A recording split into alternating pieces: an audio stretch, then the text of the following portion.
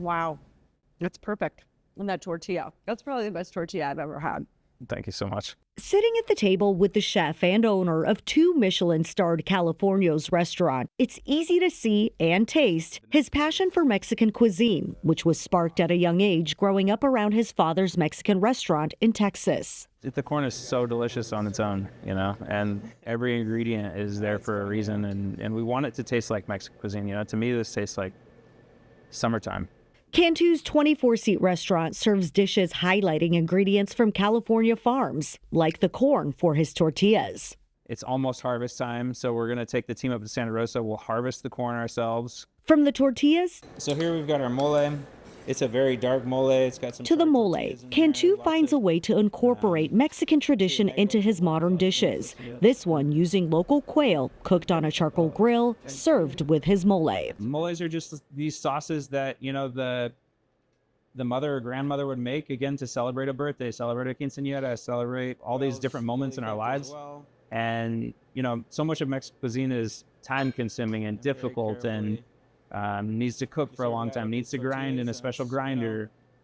That commitment to classic technique and utilizing products found close to home partly comes from inspiration found in not just any cookbook, but one written by Encarnacion Pinedo in the late 1800s. It's just such a great book, and I like to share it with the young chefs and have them find inspiration in these books as well.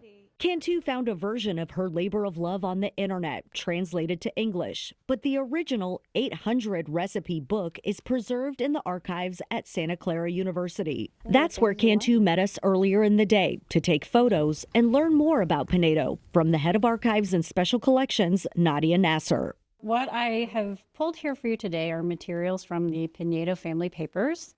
Most central to that probably is Encarnacion Pinedo's El Cocinero Español, the cookbook that she published in 1898. And then we also have a 2003 edition published in English with a selection of only about 200 of the recipes that we also have part of our library collections. And Encarnacion's family was one of the first here in Santa Clara? Yeah, they were among the first to live here in Santa Clara. And according to her reminiscences, her father built the first residence in the city of Santa Clara on the mission grounds. Included in the documents, a letter written by Pinedo in English, stating that she hopes her labor is not in vain. That includes compiling those hundreds of recipes Cantu was eager to read. And then over here, she's cooking with squab, pichon, which is, was also brought over by the Spanish and is something that, I didn't grow up eating squab or quail, but, they're certainly really, really special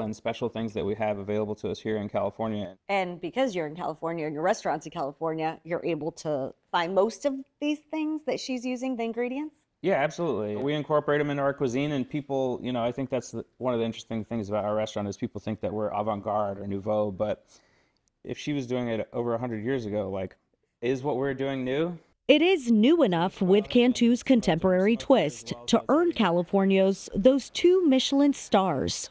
How does it feel to have all those awards to look at every day when you come in? Yeah, the awards are reminders of what we've done, what we've accomplished, and certainly, we've had 2 stars since 2018. I have this huge respect and admiration for Mexican cuisine. I would love that there would be a 3-star, whether it's us, Quintanil, Puyol in Mexico City, I want to see it elevated for sure. To 3 stars. Oh, that's very kind. And to a labor not done in vain. That's right. Cheers. Cheers.